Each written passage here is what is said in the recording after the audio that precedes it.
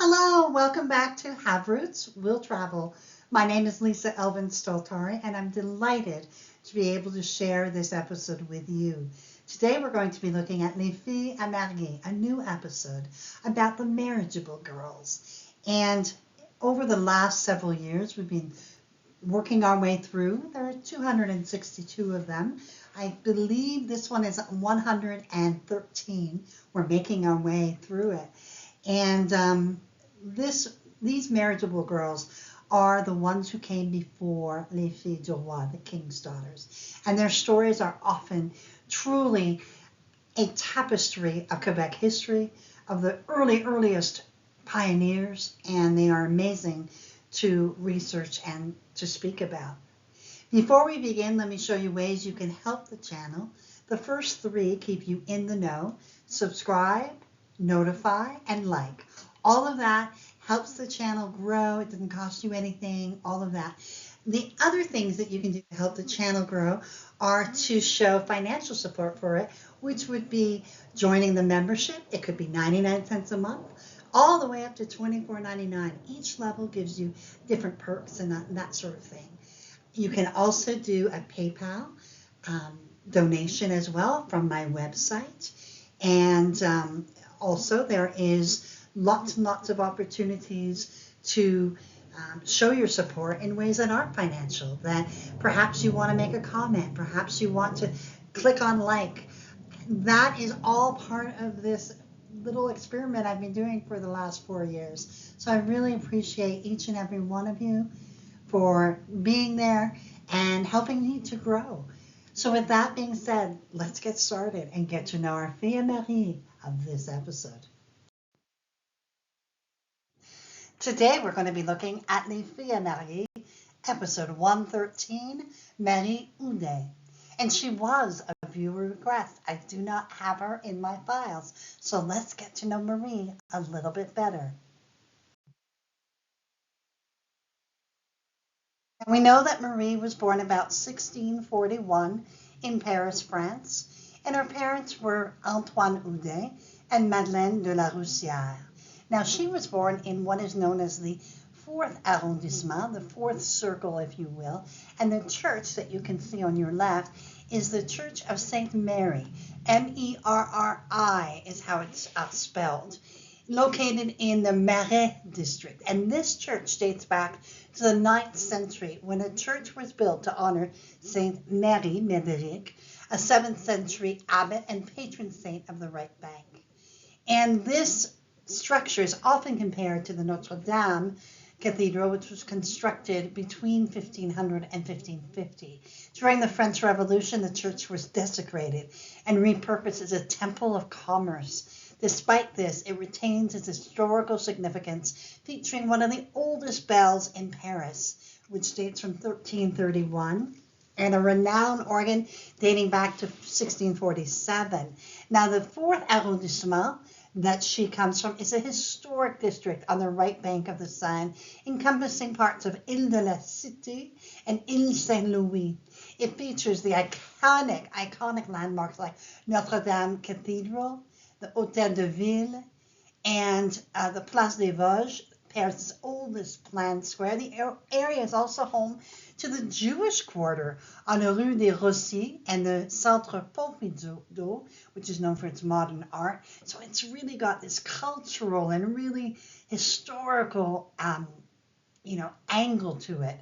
And if you are visiting this area, obviously you're going to experience much of what I would believe that Marie would have experienced as well, because some of those buildings really date back to her period. Marie would arrive in New France in May of 1657, and it is apparent that her husband-to-be and her probably knew each other because he arranged for her to be boarded at the Ursuline convent and basically paid for her room and board while they were waiting for the wedding, because 3 days before her wedding, she left the convent. This is unusual. Remember that the Filles Mariées are not like the Filles du Roi. There wasn't a program. They would just show up. to some degree, they usually had no idea who they were going to marry. And so it was unusual for this. So I wanted to point that out. When I read that, I was like, oh, that's really interesting. Let's see where her groom was from. So his name was Francois Garipi, and he was born in 1629 in Montfort-à-Chalosse in France. And it is a commune located, remember commune means village or town, located in the Landes department within the Nouvelle-Aquitaine region. So you can see it by the circling of the Nouvelle-Aquitaine, and where Landes is very unusual. Actually, we don't often see that particular département. Département means county, essentially, is what it is. And this commune was established in the second half of the 13th century, and Montfort-à-Chalosse originated as a bastide, a fortified town constructed on an ancient castrum. You can see the church there, which dates from that period, and the Chalosse Museum, located on the Kerchy estate. This museum offers true insights into 19th century rural life in this town, and so you can really explore not only the town, the 19th century, but they have a Roman press in the cellar, a bread oven, and really traditional gardens. So it gives you a sense of where Francois is coming from. But it's apparent that obviously she's from Paris. You can see where Paris is, Île-de-France and Nouvelle-Aquitaine. So obviously there was some kind of connection that we don't know. I haven't found it yet. But obviously there was some connection because he obviously knew who he was going to marry. Francois was already in New France. He was a master carpenter, and he would have established himself and be ready for a wife. And so they were married at Quebec City on August 13th, 1657. Francois and Marie would settle at a place called Beaupré. The origins of this town, which today has about 3,500 people, began when apparently soldiers from Britain arrived here, and they were startled by the beauty of the place and apparently exclaimed, "Oh, le beau pré," which actually means beautiful meadow. Looking at the picture on the left, you can absolutely see what they meant. And 1866 census, Quebec City and Beaupré had essentially the same population, although of course Beaupré has remained a very, very small village. It actually is home to the fabulous ski resort called Mont Sainte-Anne, which is one of the best. It became an actual city. It took a while, 1962 actually, the Ville de Beaupré as it is known. In the 1667 census, we have Francois and Marie. Listed here, we have Ursule, we have Marguerite, Charles, Francois, and Jacques, who had just been born, 6 months old, 2 beasts, which are probably 2 cows, and 4 arpents valeurs, about 3.3 acres of land. They would go on to have 13 children, astonishing. Let's have a look. Marie Ursule would become a sister with the Congregation Notre-Dame de Montreal, and then her sister, Marguerite, would become a sister at Saint-Augustin. Charles would marry Anne Cloutier and have 4 children, all of whom would make it to adulthood. Louise would die in infancy. Francois would marry Geneviève Godin and have 9 children, 7 of whom made it to adulthood. Jacques would marry Marie-Madeleine Garot and have 2 children, both of whom made it to adulthood. Geneviève would marry Isaac Herveau and have 2 children, both of whom made it. She then would marry Thomas Berthelemy and have 1 child who also made it. Marie-Madeleine married Antoine Trudel and would have 1 child who did not make it before her early death at 24. Louis would marry Catherine Aubert and have 4 children, all of whom would make it to adulthood. Catherine would marry Philippe Trudel and have 13 children, 8 of whom would make it to adulthood. Philippe's mother was Marguerite Thomas, a fille mariée, who we profiled, and I'll give you the link for that in the notes. Jean would marry Marguerite Bonnet and have 8 children, all of whom made it to adulthood. Alexis would marry Françoise Renaud and have 2 children, both of whom made it. He then would marry Marie-Madeleine Chapelot and have 4 children, all of whom would make it as well. And then we have Pierre, who married Marie Hubeau and would have 6 children, all of whom made it. Isn't that amazing? Now, in the 1681 census, we have Francois, who's now 55. His wife Marie is 38. We have their children, Charles, François, Jacques, Geneviève, Madeleine, Louis, Catherine, Jean, Alexis. Pierre is not yet born.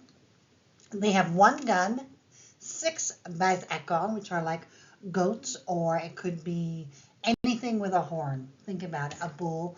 And 10 arpents, which is about 8.4 acres of land. Francois would pass away at age 77 in 1706. He and Marie were married 39 years. Marie herself would pass away sometime between 1713 and 1721. We do not have a death record for her. So she would have been anywhere between 72 and 80 years of age, which is still an astonishing age in that period of time. And she would leave us, get this, with 181 descendants as of 1729. 181. Amazing. And for further information, we have a chapter in our French-Canadian ancestors that is dedicated to Francois and Marie. So have a look at that. And if you can locate it on the Facebook group, Our Free French-Canadian Ancestors, and download the file. If any of you have this is volume 23 of this series. There are 30 books in all. So if you are able to get your hands on that, that's great. If not, you can always download the chapter for yourself from the Facebook group. So ends our story of Marie Oudin and her wonderful husband, Francois. They were among the earliest pioneers at Beaupré and helped to truly create the Quebec that we know today. They didn't live a life of drama or intrigue. They simply came together and were focused and were able to truly make a difference in the lives of their descendants. As of 1729, as I've stated, there was 181. I cannot imagine how many there are now. And you may be very proud of the impact that Marie did because of the fact she had the bravery to come to our shores and make a new life. And for that, we are eternally grateful, and we want to pay homage to that kind of sacrifice. And I also want to say thank you to my patrons and supporters. Without you, I certainly wouldn't be doing this because, I do it because people respond. So thank you. Thank you for not only the financial support, but also all the subscribers, all the likes and the comments, sometimes dislikes too, They help me grow. Not too many.